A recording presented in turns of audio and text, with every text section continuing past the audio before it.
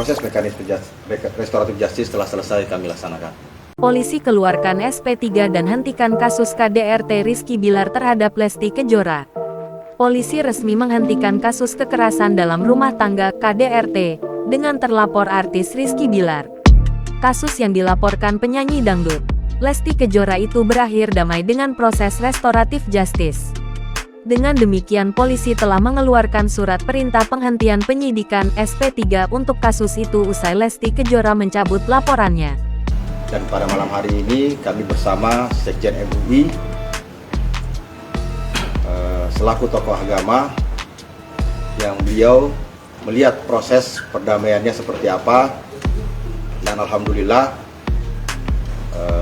syarat material formil yang diatur dalam Perpol nomor 8 tahun 2021 terkait restoratif justice sudah kami penuhi, dan alhamdulillah sudah kami nyatakan selesai. Mungkin demikian teman-teman, tidak ada pertanyaan. Dan izin, berarti status tersangka dan proses hukumnya udah SP3? Ya, kami nyatakan demikian. Sebelumnya, Rizky Bilar ditetapkan sebagai tersangka kasus KDRT setelah dilaporkan istrinya, Lesti Kejora. Dalam laporan ke polisi, Lesti bertengkar karena Bilar ketahuan selingkuh. Keduanya bertengkar hingga Bilar melakukan kekerasan terhadap Lesti.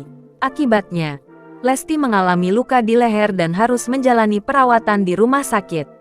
Namun, saat Bilar ditetapkan sebagai tersangka dan ditahan, Lesti datang ke Polres Jakarta Selatan untuk mencabut laporan Lesti dan keluarganya mengaku telah memaafkan Rizky Bilar.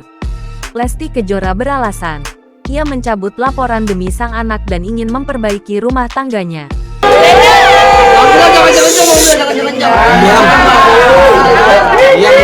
Diam. Dede lehernya nggak apa-apa, Dek.